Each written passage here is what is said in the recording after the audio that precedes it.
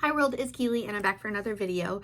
This is going to be my 2025 reading goals. I originally wasn't going to do a reading goals video, and then I've been watching so many other people's and found a couple challenges that I want to try to do this year, and I figured, all right, why not? We're just gonna go for it. I have my goals written down here. I have a couple bingo boards to go through with you guys, and I will have links to anything that I mention down below. The first thing I want to say though is that one of my non-goals for this year, like something I'm not doing, is setting a specific number of books that I'd like to read. I don't care about that this year. I'm just gonna try to read as much as I can that makes it also feel fun and not try to force myself through anything. So if I end up reading 20 books this year, awesome. If I end up reading 100 books this year, that's awesome. I'm not going to set a goal. I will also have my story graph linked below. I suck at remembering to link that down below, but I will have it linked down below so you can follow along with any of the books that I am reading and finishing throughout the year. Okay, I have 5 reading goals or intentions for the rest of the year, and I figured let's just go ahead and go through them. The first goal is to read 25% from the library. So however many books I read throughout the year, 25% of them at least need to be library books. So if I read 100, I have to read 25 of them from the library. And this has a kind of part 2, which is that I don't want to buy as many unread books this year. I want to primarily be buying books that I've already read that I would like to add to my collection. Where this gets wonky with me is that I like to read nonfiction, and a lot of times with nonfiction I like to write all over it as I read, and in that case I tend to buy before I've read, specifically for nonfiction. Now I do have a Google Doc where I am keeping track of all of the books that I've purchased so far this year, including ebooks, and then I'm keeping track of how many of those I've then read for another one of my challenges. So I will talk about that when I get there. So the first one is to read 25% of my reading for the year from the library, and that can include ebooks as well. Challenge 2 is I can't buy the next book in a series until I'm completely caught up in that series. So I have a bunch of 2025 new releases that I'm really excited for. However, a couple of them are the next book in a series and I'm not there yet. Those I cannot buy until I am absolutely ready to read the next one, because I also have other series on my shelves where I have like 1 or 2 left to go before I get to the next one, and I just want to read all of the unread series on my shelves for those series that are still ongoing. One example would be the 3rd book in whatever the trilogy or series is called by Megan Bannon is coming out this year, and I haven't read the 2nd book, which is on my TBR cart. So Megan Bannon wrote, it's the Heart and Mercy trilogy. The 1st book was The Undertaking of Heart and Mercy, which I have read.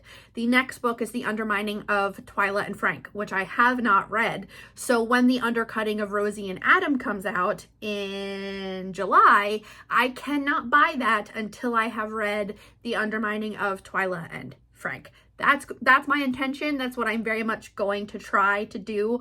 The only exception for any of these would be if it's in a particular format or cover, and I know that that's being remade and I want to make sure that all of mine match. So that would be the only exception, but I don't know of any series that is the case. The 3rd challenge is to read 50% of the books that I buy in 2025.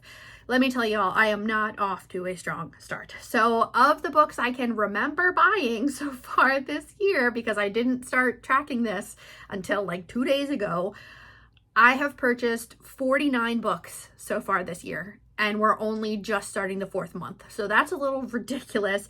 The majority of them are nonfiction, and I don't read nonfiction all year round. I definitely come in waves. I'm gonna try really hard. Of those 49, 7 or 8 of them were ebooks, and I've read 2 of those ebooks. And then for the rest, I've read 1. And I am currently reading 1, 2, 3, potentially 4 or 5 other ones that I've purchased so far this year. So I am working my way very slowly through them. It's just those are going to take me even longer. I gotta get reading. Basically, I need to dedicate more time to reading, but I would very much like it if by the end of the year, like let's say I bought one more book for the sake of math. I bought one more book. So okay, I bought 50 books in 2025.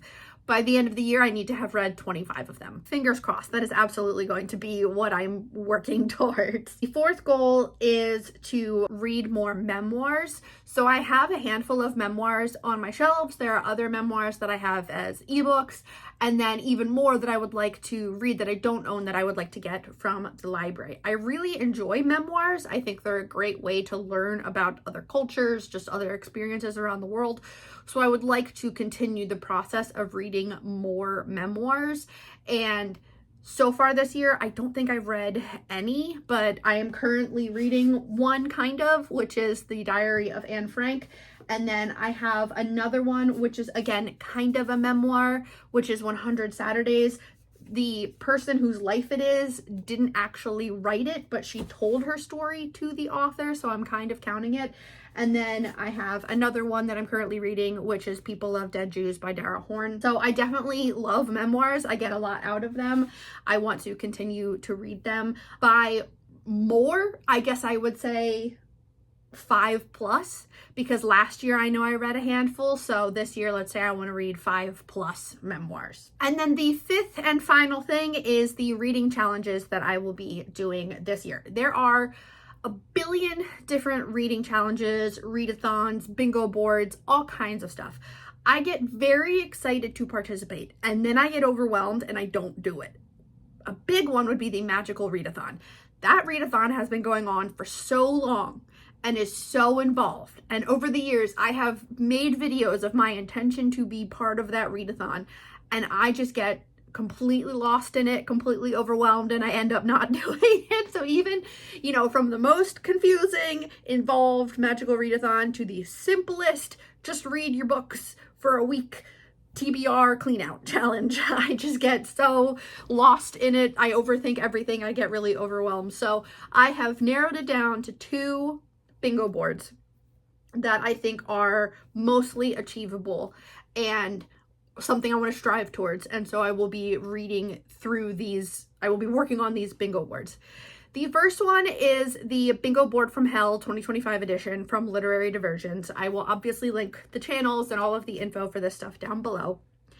This bingo board, ideally, I will have it here while I'm talking about it, but the categories are 10 classics, read 60% of my 2025 purchases, 10 series tracker, which I need to double check what that means. I think that means work on 10 different series, but I need to double check. 20 nonfiction, clear a shelf, which is the middle one, 10 library books, finish 5 series, 30 audiobooks, and 10 TBR veterans. Now, the only one that I know is not going to happen is 30 audiobooks, because I don't really listen to audiobooks that often. I listen to one every Christmas season. My husband and I have a tradition of listening to Tim Curry read A Christmas Carol. We listen to that one together every Christmas. Otherwise, I typically don't listen to audiobooks. I prefer holding a physical book. I have the ability to do that. So that's what I prefer doing. So I know that one's not going to happen, but 10 library books, 20 nonfiction, can absolutely do that. 10 TBR veterans, gonna friggin' try. 60% of my 2025 purchases, again, gonna try. I don't know if it's gonna happen. Finish 5 series. For this, I assume that it means just being caught up in the series, wherever it's at by 2025. The series doesn't necessarily have to be finalized. I will double check. So this is one that I'm going to continue working on. Some of them I've already made progress on. And then the other bingo is a new one, or new to me, and this is Ellen's Diversity Book Bingo 2025 challenge. Again, I will link all of it down below. Ellen from Ellen Made Book Club, I just started watching her videos today and I'm absolutely hooked, but she tries really hard to read as diversely as possible across many different categories. And so she made this book challenge, this diversity bingo board, and then has like very specific things within it. So in order to get bingo on her bingo board, you need to, get the traditional bingo of like vertical, horizontal, or diagonal. But then you also need to check off 5 out of 5 from the diversity representation / own voices categories that she identified.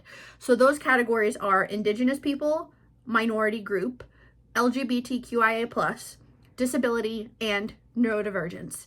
I love that. I am absolutely going to do this and keep track. And then the other thing that you also need to do is to check off 6 out of 6 continents at least once.